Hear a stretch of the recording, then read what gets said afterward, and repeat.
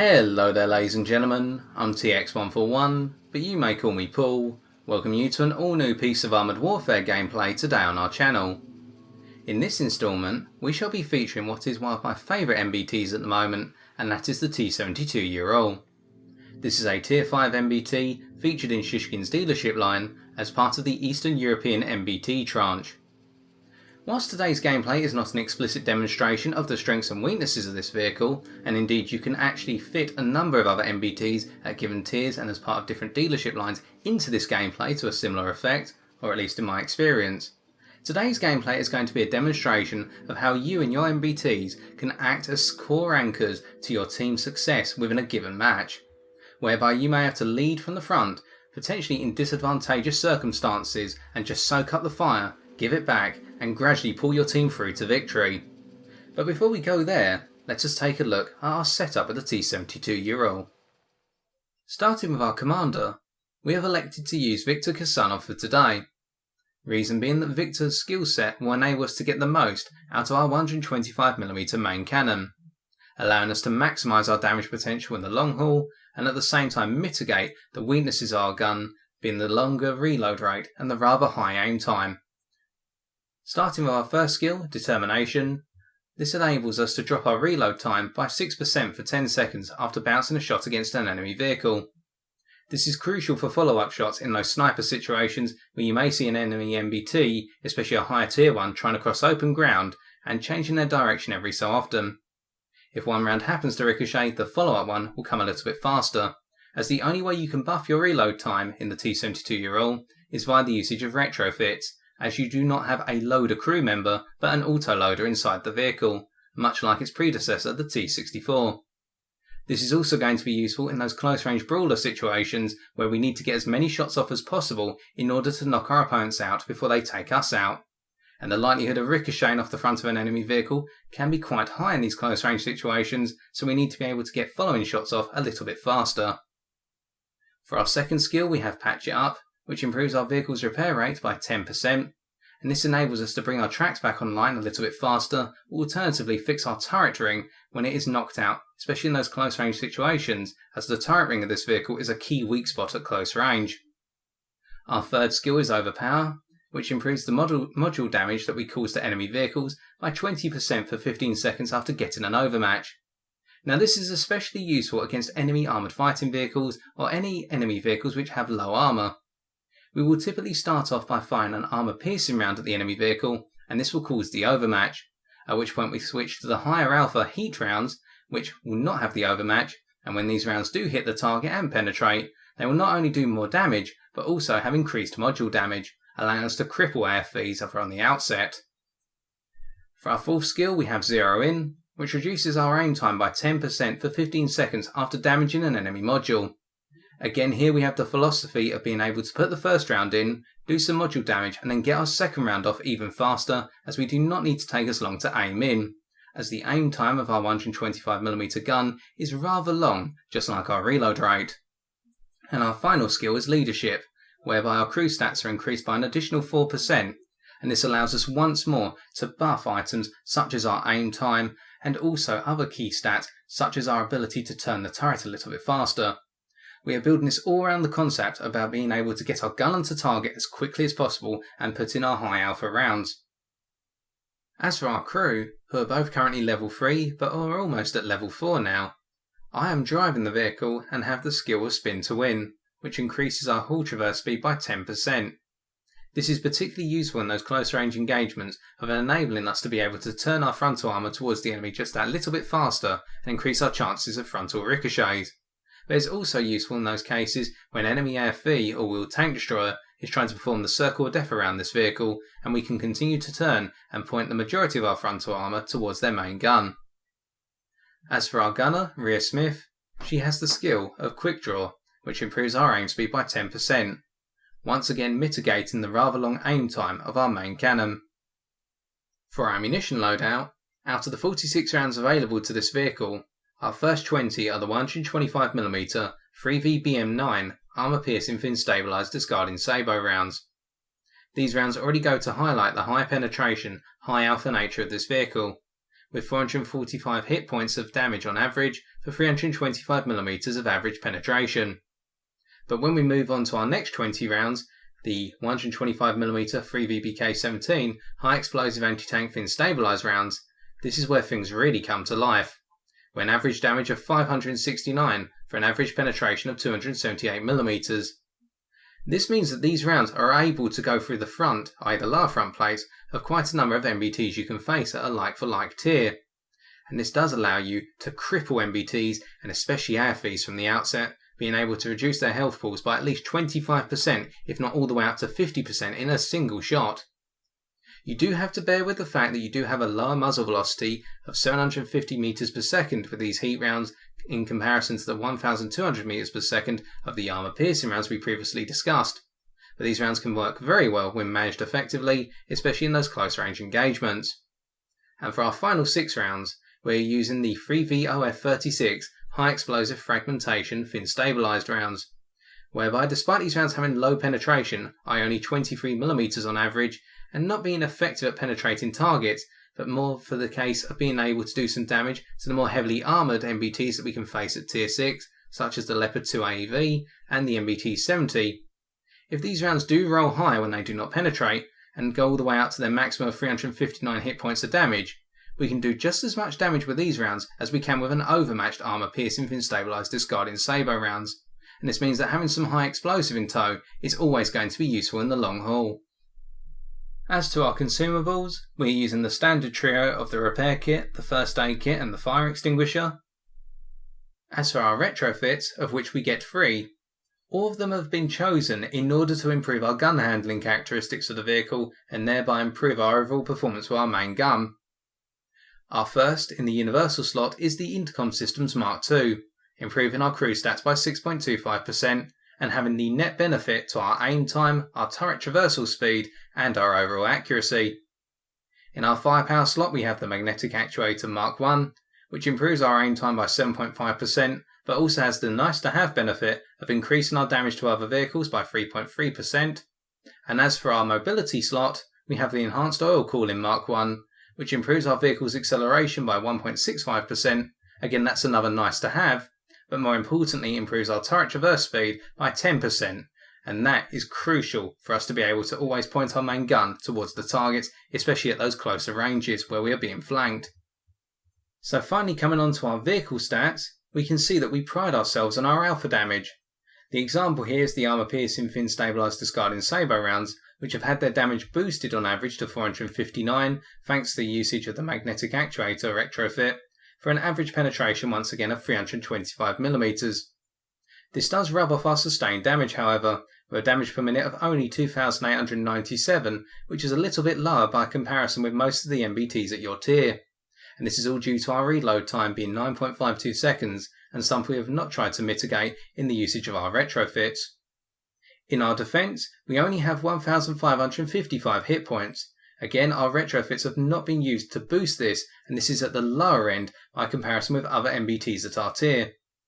We have to consider that we have 2 main frontal weak spots, firstly our turret ring and also our lower front plate.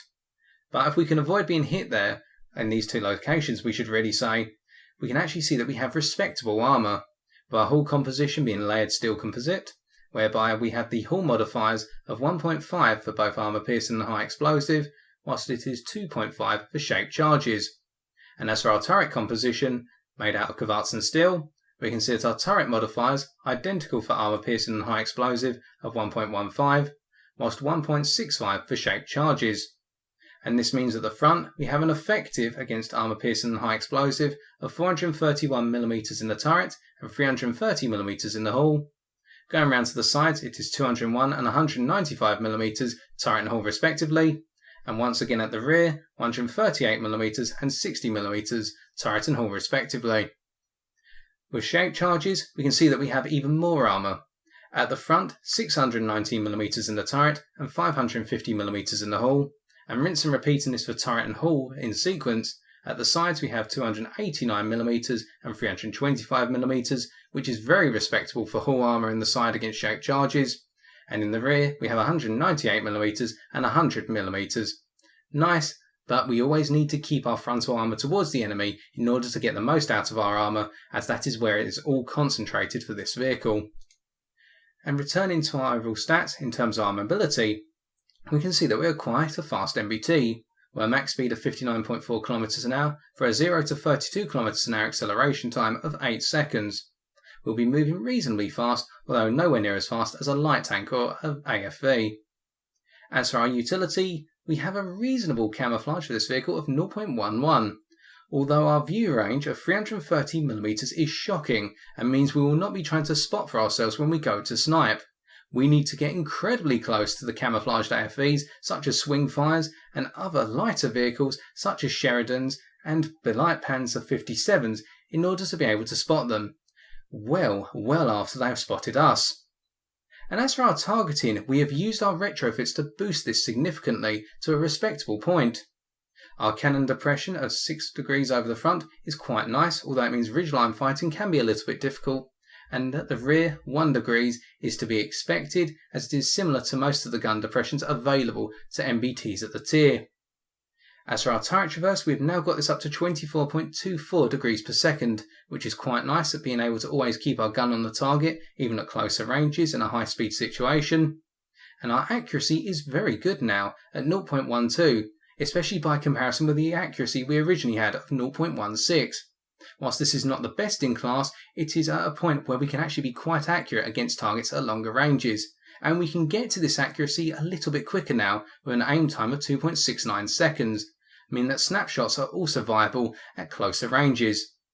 But enough talking about our stats, let us get into our gameplay for today. Today's game takes place on the standard version of the map Pipelines. We can see from the start that we are one of only 3 tier 5 vehicles on our team. Therefore we could be expected to inherently carry our team as we are a top tier vehicle, with the rest of our team being tier 4s, and this composition being reciprocated on the enemy team to an extent. However, looking at the enemy team in closer detail, we can see that they have one very dangerous tier 5 MBT, the Chinese premium known as the WZ-1224, which has very powerful frontal armour with thickness great enough to even stop our very high penetration rounds. And any advice you guys can impart to me as to how I can penetrate a WZ frontally, I would really appreciate it. So we're going to change our tactics slightly, which is we are going to try and pick the flank where the WZ will not go, as it will go against their playstyle.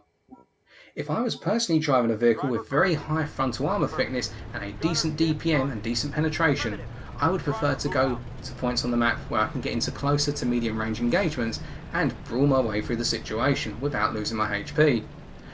So, looking at our bottom right hand corner mini-map, this would mean going east towards the oil refinery, whereby we have spawned in the north. Please use that as your compass point for today. So we are going west instead, i.e. the left hand side of the map, and going into the more open area of the map. However, this also brings its own inherent risk, which is there are 5 enemy Swingfires. Now the Swingfire is a tier 4 armoured fighting vehicle with very high camo index and very high view range. This means that they are going to spot us well before we spot them, even when we do have them inside our view range. We're going to have to get quite close before we can actually see them. And they also have the ability to fire 2 anti-tank guided missiles in quick succession, which have high penetration for a shaped charge, enough to even get through our powerful frontal armour. So long as the missile does not hit a curved piece of our armour, which actually mitigates the penetration of the shaped charge to a good extent. So we are making our way along the western flank, with our friendly Sheridan having gone into the lead, and we are catching up quite quickly, showing the good mobility of this vehicle. We're maintaining a decent speed in excess of 36 km an hour, and we're gradually building up now that we're on flatter ground. We can see that the enemy WZ has indeed gone towards the eastern flank. We predicted it correctly. But we haven't seen any enemy vehicles here yet, which leads us to believe that the Swingfires have gone towards this western flank. As we go forward a little bit further to catch up to the Sheridan, we get spotted. Now we do not think it is the OF-40 that has just been spotted by our friendly Sheridan, as we would most likely have seen them through our friendly Sheridan if they had been spotting us. And we are still being spotted now, which means it has got to be at least one Swingfire off towards our left, i.e. in grid square F2 or F3. We finally break visual contact, but the enemy artillery has already clocked onto our position, having dispatched one of our friendly artillery pieces through counter battery. We take a nasty splash from the enemy M109 most likely, and unfortunately because of our weaker gun handling, even for our mitigation via retrofits, we were not able to get a shot onto the swingfire spotting us. And the artillery puts in another shot, and that was quite quick, so it could be the case that both artillery pieces are now aiming at us, if not just the one. As we peek once again, unfortunately we just do not get the chance to pull off a shot on one of the swing fires, and the artillery is now starting to hit us with splash damage quite a bit. So we need to change tact. Our friendly Sheridan is harassing the IF-40 to the point where the IF-40 is now having to run away. As they're in the open, we load up our armour piercing and cut them apart for our first kill, helping the Sheridan out. We now push forward because we need to get out of this open area and take the fight close to the swing fires where we can spot them and knock them out completely. As we are spotted, we stop behind the rock here, so that way the swing fires cannot fire ATGMs into us into the side, and this confirms that they are the only vehicles that can see us right now. Nothing is in front of us, i.e. when we stopped at that rock. As we curve in towards another rock to avoid an ATGM, the enemy artillery continues to rain down on us, and we still cannot see the swing fires behind their mound at F2, F3.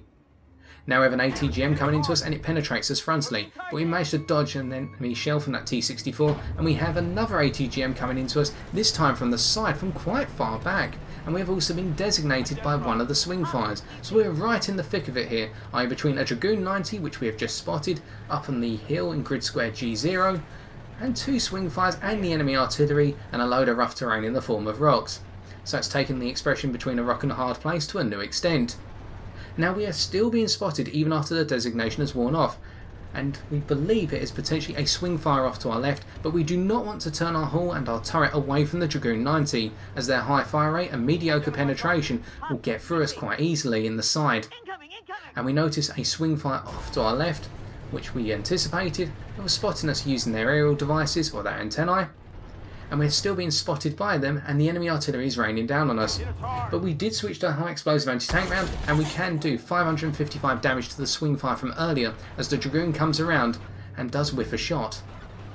Now we chase the Dragoon up the hill because this puts pressure on the swing fire, who has most likely seen their friendly swing fire take all of that damage from our high explosive anti-tank rounds and does not want to come towards us, and we can see it here. They fire their ATGM, but because they reverse away they cause their ATGM to whiff above us, most likely through the threat of our high explosive anti-tank round, taking them down to very low health. And the Dragoon 90 here tries to hide behind the rocks, trying to creep out gradually for a shot into us as we pull forward, but we get the shot on them for what is our second kill, as the enemy artillery really starts to become a lot more accurate now and takes us down to 370 of our health. We are still being designated, once again, by the enemy swing fire, which we have been trying to sort of cut off. Unfortunately, we just cannot get them into our view range as they have pulled behind the hill, and we do not want to take the risk now of driving out in front of them, simply because their ATGM will kill us in a single hit.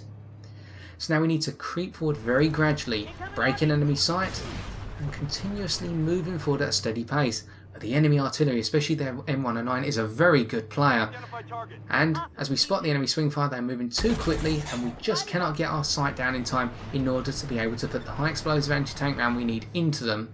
So we spotted them, but we're going to have to continue pressing forward. And here we take another artillery shell from the M109 and manage to ricochet an ATGM on 33 health.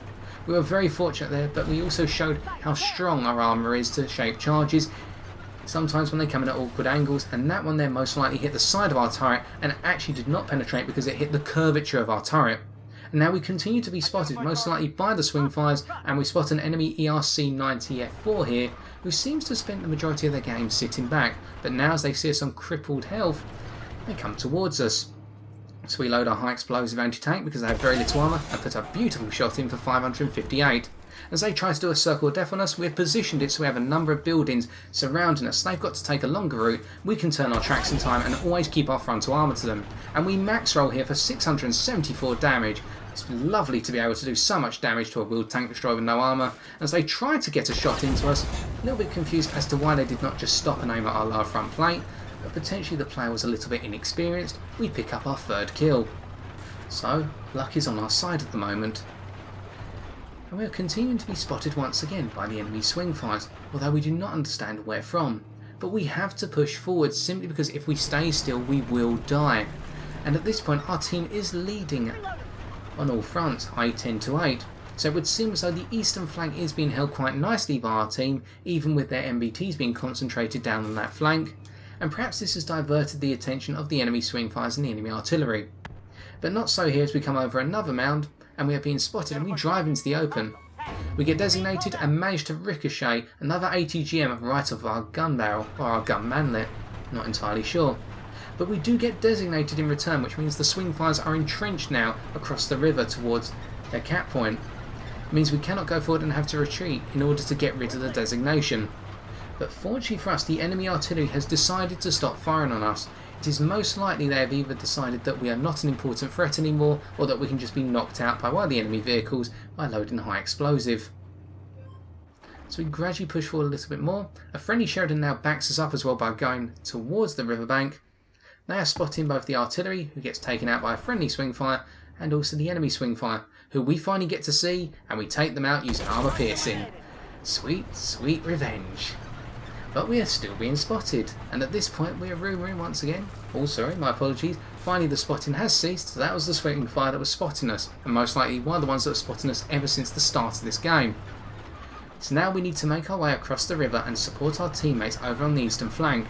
But because we have so little health, here we're going to put a little bit of pressure on the enemy team in a different form, and that is sitting in the cap. Now whilst potentially this could have an awkward amount of pressure on our own team, because some of our teammates being inclined to go for the kills rather than the cap, we personally feel that if we sit in the cap for a good period of time, we will gradually force the enemy team to play their hand early, especially in the case of the T-72 and the WZ-1224, and force them to make mistakes, such as driving out into the open in front of our two friendly swing fires that are still alive. Apologies, 3 friendly swing fires. Now if we can do that, we can cause them to lose a lot of health very quickly. So now we're just going to sit in the cap circle for a while and see how things play out. Sticking close to a rock face, because we do know that the enemy swing fire that is remaining is most likely up on the rocks, and we can see that it has entrenched itself up in grid square H9 here, and we are just going to wait it out. Moving into a position where we can get a clean shot on them if they decide to rush out from their position and try to take out our friendly Sheridan or us. But as we can see as we move forward, we try to get a shot on the enemy T-72, who unfortunately cannot be seen clearly from our line of sight, and our friendly Sheridan has pushed so far forward they have walked into the ATGMs of the enemy swing fire. Unfortunate, and it means that we now have to just wait and rely on our ability to spot the enemy vehicles. But because we have such low view range, what it means is we will not spot them before they spot us, especially seeing as our observation devices have also been damaged. So we need to pull back. Unfortunately, we have a nice rock face here that we can sit behind and partially hide ourselves behind in terms of our armour plating. Now in doing this, this means that we force our opponents to come to us and not put ourselves at the liability of not being able to spot them as they can see us. And with the cap pressure now up to roughly 40%, the enemy team is starting to become really aggressive. We can see that the enemy WZ and the enemy T-72 have both come out from their positions within the oil refinery and are really trying to push through, and they are doing so quite successfully. And as our friendly swing fire here spots the enemy T-72, unfortunately they fall out of observation just a little bit too late as we're trying to get one of our armour piercing fin stabilised discarding sabre rounds into them, but they have been respotted by our friendly swing fire, who fire away and pick up what is our 5th kill. The enemy WZ is cutting for our team, but has very little health, and fortunately this does mean that our friendly artillery can pop them out of the game with a high explosive shell. So now it is 3 versus 1 with only the enemy swing fire, i.e. the final one of the 5 that have been on the enemy team, still alive, the one entrenched up on the ridgeline in grid square H9. Now we are sitting here not fully hidden behind the rock, as we are hoping to be informed when the swing fire is coming down from the mountain by being spotted, alternatively getting an ATGM indicator flashing up on our screen. We continue to wait as we hit 70% capture, putting more and more pressure on the enemy swing fire here to act towards us, and we do get spotted. So now we just pull back behind the rock, sitting right on the edge of the cap circle, continuing to cap, and this is enough to hide our vehicle from the enemy swing fire. And as our friendly BMP-2 comes forward, this means that our BMP-2 will get them if they are still camped up on the hill. Alternatively, as the swing fire comes to us, we will have the advantage as the swing fire needs to stop and then aim in their ATGMs before they can fire them, giving us the time to be able to knock them out. So we're continuing to wait. 87% capture, 88, 89, 90, and here comes the swing fire. On time, on schedule, we can just wait for them to drive along and take them out for our 6th and final kill. And with that and the victory, let's take a look at the post-game stats. Well, that was quite a difficult match, but still, all of the effort was worth the rewards in the end, seeing as we picked up as standard 4,109 reputation and 101,489 credits. We have to attribute these values being so high thanks to a ×2 for the first victory of the day, and also the usage of some modifiers from our base. Our 3 major contributions were a total of 3,350 damage, 6 kills and 93% on base capture, and we managed to pick up 4 rewards as well. Master Gunner for hitting 80% of our rounds onto target, where we fired over 10 rounds in total.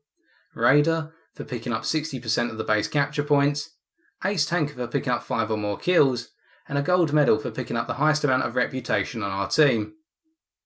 In terms of our individual performance, we can see that we picked up all of the health from that ERC-90F4, who seemed very hesitant to engage us, and the majority of the vehicles that we did hit were the ones that we destroyed. Although we should also note that we did pick up 144 HP in spotting damage while the enemy swing fires, although then again this does go to show how little spotting capability we do have in the T-72, and that we really had to push forward before we could pick up any spotting damage on the swing fires. Looking at the teams then, we can see that on our own team we came first by a significant margin, picking up just shy of 500 more reputation than the next best player on our team. In terms of damage dealt, we did just shy of 900 more damage than the second placed player on our team, our friendly BMP2. But more significantly, when we look at the enemy team, we can see just how dangerous the WZ-1224 turned out to be, whereby they picked up 1,731 reputation, almost equal in our tally, for a losing team. And at the same time they did just over 4,500 damage, and we would most likely have been added into that damage if we had decided to go down the eastern flank. So we called it right this time round. Breaking down our personal performance into a little bit more detail then, we can see how our efforts to improve our overall gun handling really came into effect, seeing as our accuracy was 90% with 9 shots landing on the target out of the 10 we fired. We can also see how we opted for closer to medium range engagements simply because all the damage we dealt, apart from the 148, was at a distance of 300 metres or less. We were also under a considerable amount of pressure to getting close to our opponents thanks to the enemy swing fires, which meant that we could not sit back and take up the hits. And when you add in the fact the artillery was raining down death on us constantly, we really did need to get in there and knock out the enemy spotters as quickly as possible. Furthermore, whilst we only finished the game on 33 HP, we were able to mitigate 555 HP of damage, demonstrating how our armour held up significantly, whereby we took shots in the front, the sides and the rear of our vehicle throughout the course of the game. To conclude then, whilst today's gameplay in isolation has potentially been a demonstration of the T-72 Ural in rough circumstances, think of this gameplay more as an example of how one can use a weaker view range MBT to break through the deadlock on a given flank of a given engagement, whereby we pushed down the western flank of today's match and forced the enemy airfields into uncomfortable positions, and even put pressure on the enemy TDs and forced the enemy artillery to solely focus on us, or at least one of the 2 pieces available. And in doing so we drew all the enemy's attention towards us and enabled our friendlies down the flank with us to follow suit and knock out the enemy vehicles harassing us. And this meant that eventually we caused the western flank to crumble with us in the lead, and we pushed all the way round into the back of the eastern flank, whereby we're able to gradually put pressure on the enemy team on that flank by sitting in the cap circle and waiting for them to come to us. As they tried to come towards us to prevent the cap, they made a number of mistakes or put themselves in compromised positions, which led to the dangerous threats such as the enemy T-72 and the WZ-1224 being knocked out by our friendly units in that region, or the ones that came with us from the western flank. And really, when we began our push, we invited the enemy swing fires to come take a swing at us, because we may take some hits, but by drawing the enemy's attention, our team's going to hit back twice as hard. And so I've been TX141, and if you've enjoyed this video, why not leave a like, comment or subscribe for future Armoured Warfare gameplays on my channel. But until next time, ladies and gentlemen, take care and good luck on the battlefield.